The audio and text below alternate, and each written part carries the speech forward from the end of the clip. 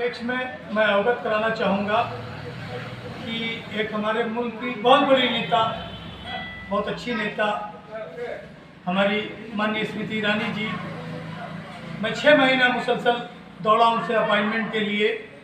बड़ी मुश्किल से कई संसदों ने मेहनत की कि मेरा अपॉइंटमेंट हो जाए, हम अपनी दर्द, अपना दुख माननीय स्मृति ईरानी जी को के समक्ष रख सकें। माननीय जगदम्बिकापाल जी जो इंसान की शक्ल में एक फरिश्ते के रूप में हैं, इन्होंने बड़ी मदद की, हम लोगों की बहुत मदद की। हमारी समस्या को माननीय स्मृति ईरानी जी के समक्ष रखा। उसके उपरांत हमारी मीटिंग भी उन्होंने कराई केंद्रीय सचिवालय शास्त्री भवन नई दिल्ली में। माननीय स्मृति ईरानी जी से हमारी मीटिंग हुई। उस मीटिंग में माननीय स्मृति ईरानी जी से मैंने निवेदन किया कि मैं, चूँकि आज ये योजना हमारी ट्रांसफ़र होकर के अल्पसंख्यक मंत्रालय में आई है, आज आप अल्पसंख्यक मंत्री हैं, इससे पहले आप तत्कालीन मंत्री, कैबिनेट मंत्री हुआ करती थी आप मानव संसाधन विकास मंत्रालय की। उस समय आपने कई 100 करोड़ रुपया हमारा सैंक्शन किया था। वो लेटर भी मैंने उनको अवगत कराया, दिखाया। लेकिन बड़े अफसोस की बात हुई कि इतने बड़े मंत्रालय की, इतनी बड़ी मंत्री की इतनी छोटी बात, उन्होंने कहा क्यों आपको नहीं मालूम है कि ये योजना बंद हो गई? धार्मिक संस्थाओं में हम कोई मानदेय नहीं देंगे।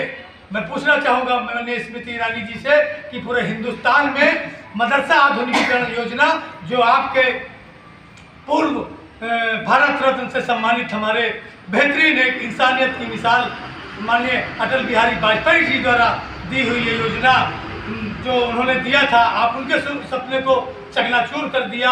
आज आपने कह दिया कि इस योजना को जो है हम नहीं चलाएंगे और ये धार्मिक संस्थाओं में हम पैसा नहीं देंगे। मात्र यही एक योजना है जिसमें धार्मिक संस्थाओं में पैसा दिया जाता है और कोई योजना नहीं है। आप HRD में देखिए और भी तमाम से विभाग में देखिए, बहुत से धार्मिक संस्थाओं में पैसा सरकार दे रही है, कोई ये योजना नहीं है। ठीक है, आप नहीं चलाना चाह रही हैं, आपका स्वागत है, आप बंद कर दीजिए, एक लेटर भेज दीजिए कि ये योजना नहीं चलेगी। एक भी लेटर इन्होंने नहीं दिया। तो सारे 16-17 राज्यों में चल रही है, एक राज्यों में इनका एक लेटर नहीं आया जिसमें ये लिखा हुआ हो कि ये योजना SPQEMM जो योजना है, जो अल्पसंख्यक मंत्रालय द्वारा चलाया जा रहा है, इसको बंद किया जाता है। एक लेटर नहीं आया। इतनी बड़ी हमारी माननीय मंत्री जी इतनी छोटी सी उन्होंने बात कह दी कि हम पैसा नहीं दे पाएंगे। इस तरह की तो हमारी माननीय मंत्री जी हैं। इसी के सापेक्ष में हमारे भारत के माननीय प्रधानमंत्री माननीय मोदी जी का कहना है कि हम एक हाथ में लैपटॉप, एक हाथ में कुरान देंगे। यही उनका सबका साथ, सबका विकास, सबका विश्वास है। माननीय प्रधानमंत्री जी, अगर आप ये कहते हैं तो बिल्कुल आप झूठ कहते हैं। आपकी कथनी, आपकी करनी में बहुत फर्क है। आप चिल्ला चिल्ला करके कहते हैं, करोड़ों करोड़ रुपया आप विज्ञापन में खर्चा करते हैं कि हम पसमानदा समाज का विकास करेंगे, हम दबे कुचले मुस्लिम वर्ग का समाज करेंगे। कहाँ गया आपका समाज? अगर शिक्षा के ऊपर आप कुछ नहीं कर रहे हैं तो बेकार कुछ नहीं है। ये जो मदरसा आधुनिकीकरण पूरे हिंदुस्तान में 50,000 है, आज कमर तोड़ी जा रही है, ये आपकी दी हुई योजना है और आपकी कथनी और करनी में बड़ा फर्क है। ऐसा न करिए। मैं अपने प्रधानमंत्री जी से कहेंगे कि इस चीज़ को एक बार इस पर विचार करें, मंत्री जी से विचार करें और इस पे जो एक अच्छी सरकार करती है उस तरह से ये काम करें। इसमें सभी वर्ग के शिक्षक हैं, इसमें हिंदू हैं, मुस्लिम हैं, सरदार हैं, ईसाई हैं, सभी जाति के लोग हैं। इसमें आप गैर इंसाफ काम कर रहे हैं। लिहाजा मैं दोबारा कहना चाहूँगा इन तमाम शिक्षकों की तरफ से कि इस पर विचार करें और जो बकाया हमारा मानदेय है वो निर्गत करें और इसको ससम्मान इस योजना को दोबारा चलाने की कार्य करें।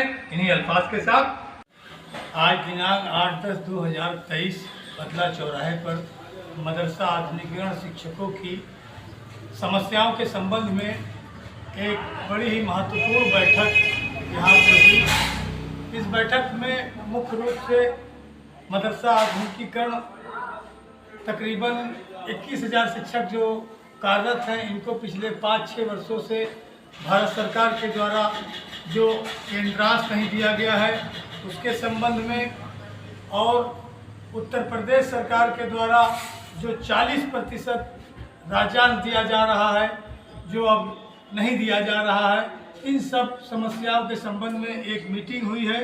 इस मीटिंग में हमारे मदरसों के शिक्षक श्री पंकज कुमार मिश्रा जी, श्री दिनेश कुमार त्रिपाठी जी, श्री अशोक कुमार गुप्ता जी, श्री ओमकार नाथ जी, श्री पतिराम जी, प्रहलाद जी, कलीम अहमद, जगत राम वर्मा जी, कृष्ण गोपाल जी, राम प्रताप जी, हसीम भाई, जितेंद्र कुमार जी, रमजान अली, अवधेश कुमार वर्मा, रामदयाल वर्मा जी, दिलीप कुमार वर्मा जी, राधे श्याम जी, बहुत से शिक्षक यहाँ पे मौजूद रहे जिन्होंने अपनी समस्या मुख्य रूप से बताई।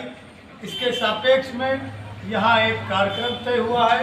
इन शिक्षकों ने जो कार्यक्रम तैयार किया है उसमें हम लोग जनपद बहराइच के, जनपद श्रावस्ती के शिक्षक जिला अधिकारी कार्यालय बहराइच में एकत्रित होकर के अपने यशस्वी मुख्यमंत्री आली जनाब योगी आदित्यनाथ जी, जो कि हमारी समस्याओं को बखूबी जान रहे हैं और हमारी समस्याओं के संबंध में उन्होंने भारत सरकार को चिट्ठी भी लिखा है।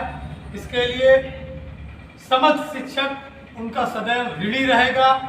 उन्होंने हमेशा एक अच्छे गार्जियन के रूप में हमारा साथ दिया है। मैं उनसे स्वयं 2 बार इन समस्याओं को लेकर के मिला हूं। व्यक्तिगत उनसे मेरी मीटिंग हुई है।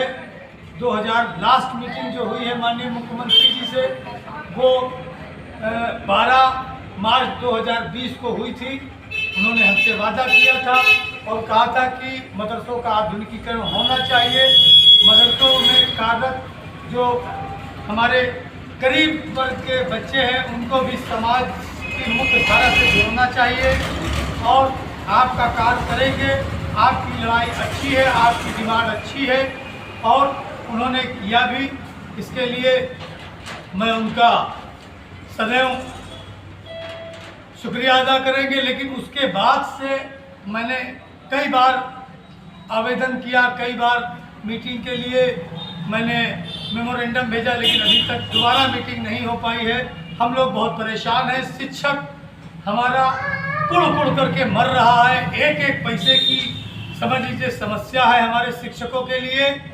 लोग ये वर्क छोड़ रहे हैं। कोई शिक्षक हमारा एडिशनल कार्य करने के लिए मजबूर हो रहा है। कोई पंचर जोड़ रहा है, कोई प्रेस कार्य कर रहा है, कोई शिक्षक ट्यूशन कर रहा है। तरह तरह के शिक्षक हमारे कार्य कर रहे हैं। बद से बदतर हालत हो जा रही है। अगर मैं इस संबंध में अपने कैबिनेट मंत्री जनाब धर्मपाल सिंह साहब से भी मिला हूं, जो एक बहुत अच्छे इंसान हैं। उन्होंने भी कहा है कि हम समस्या का समाधान करेंगे। कोई समाधान अभी तक नहीं हो पाया है। मैं अपने राज्य मंत्री दानिश आजाद अंसारी साहब से मिला हूं, उन्होंने भी कहा है, लेकिन अभी तक समस्या का समाधान नहीं हुआ है। हम लोग मजबूर हैं। अब हमारे पास एक ही चारा है कि हम लोग सरकार से, सरकार के नुमाइंदों से अपनी जान की आहुति देने के अलावा कोई कार्य नहीं है। हम लोग बहराइच जनपद में, जनपद बहराइच और जनपद श्रावस्ती के तमाम से शिक्षक माफ कीजिएगा, शनिवार को जो आने वाला शनिवार है, हम लोग इकट्ठा होंगे। अपनी जिलाधिकारी महोदया के माध्यम से एक चिट्ठी अपने यशस्वी मुख्यमंत्री आदरणीय योगी आदित्यनाथ जी को देंगे। उसमें हम लोग तमाम अपनी समस्या कहेंगे और अगला निर्णय हमारे साथ बहुत से जो हिंदू समुदाय के शिक्षक हैं वो भी रहेंगे, मुस्लिम समुदाय के शिक्षक रहेंगे। हम लोग खुशी से जो काम आज तक नहीं कर सके वो सारी बात हम सरकार के समक्ष रख करके अपनी जान की आहुति देने की इजाज़त मांगेंगे और अगर इजाज़त मिली तो, नहीं मिली तो हम लोग आत्मदाह करने के ऊपर विवश होंगे।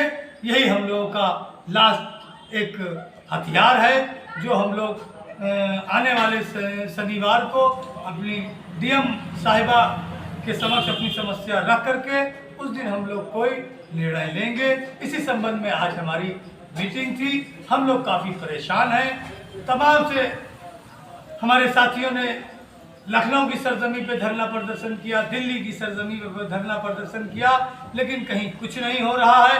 यहाँ तक के कि हमारे हिंदू समुदाय के बहुत से साथियों ने अपना धर्म परिवर्तन के लिए भी सरकार के समक्ष अपनी बात रखी, लेकिन हमारी बात कहीं नहीं सुनी जा रही है। अब हम लोग एक ठोस निर्णय लेने के लिए मजबूर हैं, विवश हैं, जिसके लिए आज ये अपनी छोटी सी पीड़ा तकलीफ सरकार के माध्यम से हम लोग पहुंचा रहे हैं। अगला निर्णय हम लोग को क्या लेना है, ये शनिवार को हम लोग तय करेंगे। धन्यवाद।